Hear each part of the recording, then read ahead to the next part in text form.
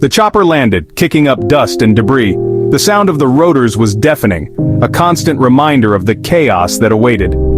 As the helicopter touched down, the soldiers inside braced themselves for what was to come. The air was thick with tension and the unknown. Chris Taylor, a young man fresh out of college, stepped out onto Vietnamese soil.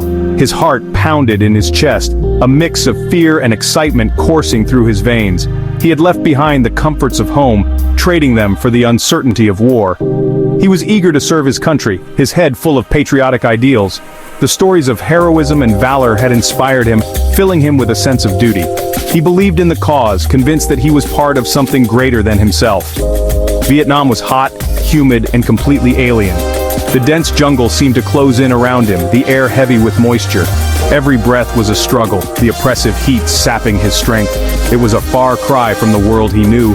The air hung heavy with the smell of decay and distant smoke. The landscape was scarred by conflict, a grim reminder of the battles that had been fought. The once vibrant land was now a war-torn wasteland, filled with the echoes of suffering. Taylor joined his platoon, a ragtag bunch of hardened veterans. These men had seen it all, their faces etched with the lines of experience. They moved with a confidence born of survival, their eyes always scanning the horizon for threats. They eyed him with a mixture of amusement and pity. To them, he was just another green recruit, full of hope and naivety. They had seen many like him come and go, their idealism crushed by the harsh realities of war. He was just a kid, fresh meat in a grinder of a war. The veterans knew what awaited him, the trials and tribulations that would test his very soul. They had been through the fire and come out the other side, forever changed. Their cynicism was palpable, a stark contrast to his naive enthusiasm. They had learned to cope with the horrors of war in their own way, their humor dark, and their outlook jaded. To them, survival was the only victory that mattered. He wrote to his parents describing the jungle's beauty, the camaraderie he felt. He painted a picture of adventure and purpose, hiding the fear and uncertainty that gnawed at him. His letters were a lifeline, a connection to the world he had left behind. He believed he was making a difference, fighting for freedom against the communist threat. His conviction was strong, his resolve unshaken. He saw himself as a defender of liberty, a warrior in a noble cause. He was blind to the truth, the ugliness of war yet to be revealed. The reality of combat would soon shatter his illusions, exposing the brutal and unforgiving nature of the conflict. The journey ahead would be one of harsh lessons and painful growth. The platoon was stationed in a fire base carved out of the jungle. It was a place where the dense foliage seemed to swallow everything, including the light.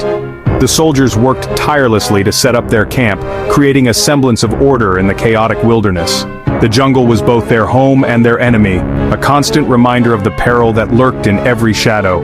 Life was a monotonous routine of patrols, guard duty, and fear. Each day blended into the next, with the soldiers moving through the dense underbrush, always alert for any sign of danger. The tension was palpable, a constant undercurrent that gnawed at their nerves. Even during moments of rest, the anxiety never truly left them, their minds always racing with thoughts of what could happen next. They slept in cramped bunkers, always on edge, the jungle alive with unseen enemies.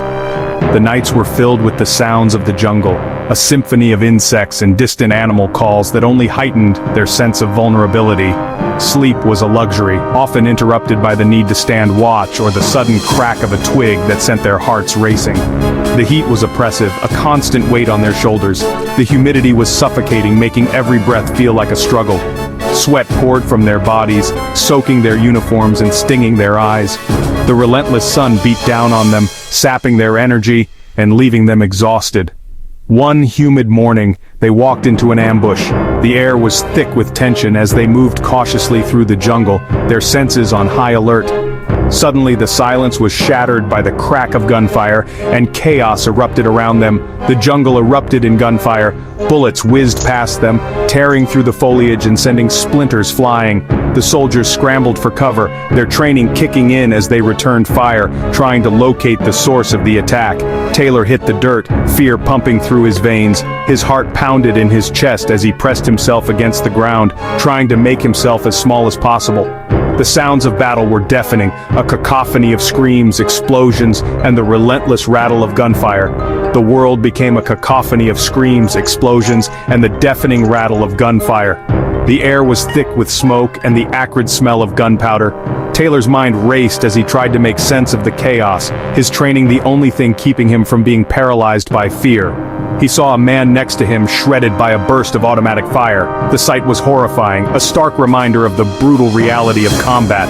Blood sprayed the air and the man's body crumpled to the ground, lifeless. The smell of blood and cordite filled the air. It was a nauseating mix that clung to their senses, a reminder of the violence that had just erupted. The smoke hung heavy in the air, obscuring their vision and adding to the disorientation. The ambush was over as quickly as it began, leaving behind a trail of death and shattered silence. The jungle, once alive with the sounds of battle, was now eerily quiet. The soldiers surveyed the aftermath, their faces etched with the grim reality of what they had just experienced. Taylor survived, but something inside him had died. The experience had changed him, leaving him with a haunted expression and a weariness that went beyond physical exhaustion. The jungle had taken its toll, and he knew he would never be the same. Sergeant Elias was the platoon's moral compass. A seasoned soldier, he saw the futility of the war. He smoked weed, embraced the Vietnamese culture, and tried to maintain his humanity.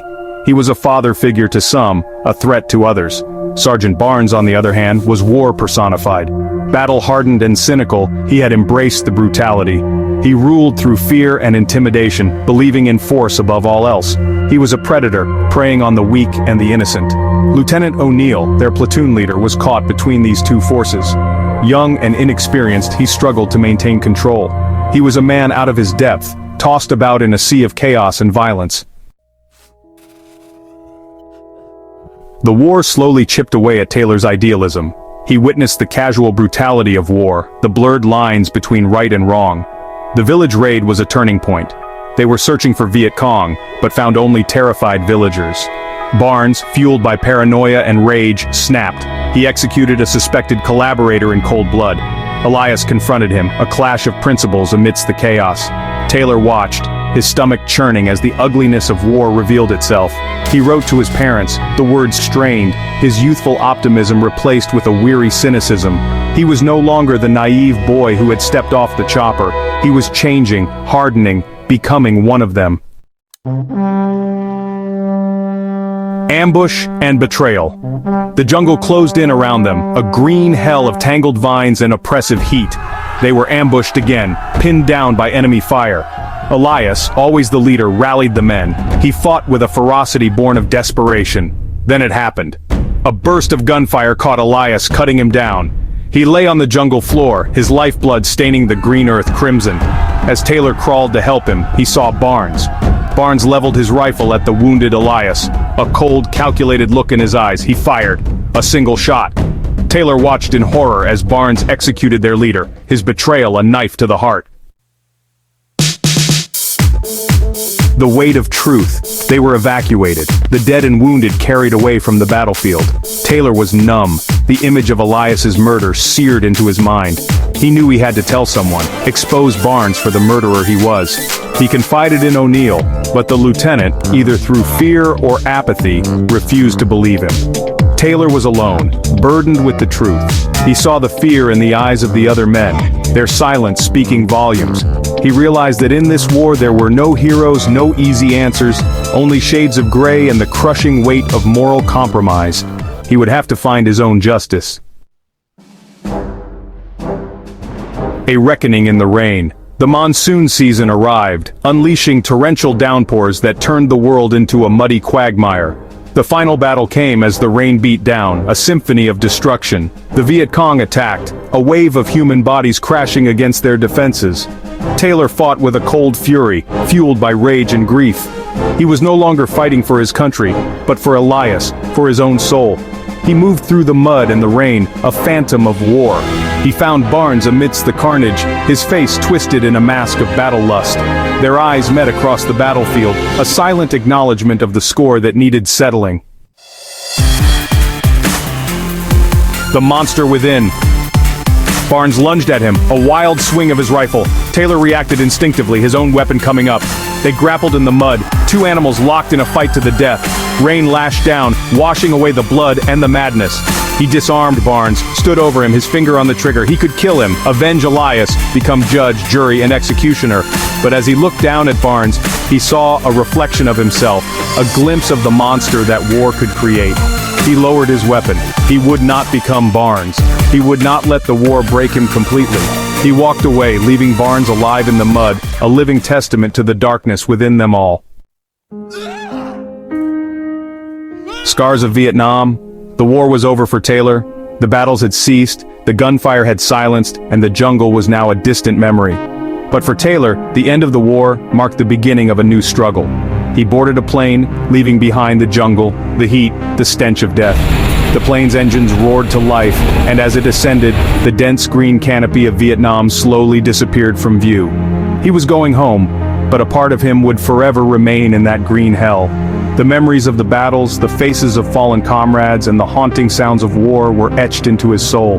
He carried the scars, both physical and emotional. Each scar told a story of survival, of pain, and of loss. His hands, once steady and strong, now trembled with the weight of his experiences. He was no longer the idealistic boy who had enlisted. The war had aged him, stolen his innocence, and replaced it with a profound sense of disillusionment. He looked at old photographs, struggling to recognize the young man he once was. He had seen the worst of humanity, both in others and in himself. The battlefield had revealed the depths of human cruelty and the fragility of life. He had witnessed acts of bravery and moments of sheer terror. The experience had shattered his illusions, leaving him with a profound understanding of war's true cost. The dreams of glory and honor had been replaced by the harsh reality of survival and loss. He visited war memorials, standing in silent tribute to the fallen. The rows of headstones were a stark reminder of the lives cut short, the futures never realized. Each name etched in stone was a story of sacrifice. As the plane soared into the sky, he closed his eyes. He thought of Elias, of Barnes, of the friends he had lost and the enemies he had faced. The memories were a constant presence, a reminder of the price of war. He thought of all the lives lost and forever changed. The faces of his fallen comrades haunted his dreams, their voices echoed in his mind. He carried their memories with him, a burden he would bear for the rest of his life. He knew he could never forget. The war had left an indelible mark on his soul, a scar that would never fully heal. He was a changed man, forever altered by the experiences he had endured. He could only hope to find some meaning in the madness, some sense of purpose in the chaos. The letters from home were a lifeline, a reminder of the world he had left behind and the people who still cared for him. Amidst the ruins of his past, he searched for a sliver of hope. The war had taken so much from him, but it had also given him a deeper understanding of life, of resilience, and of the human spirit's capacity to endure.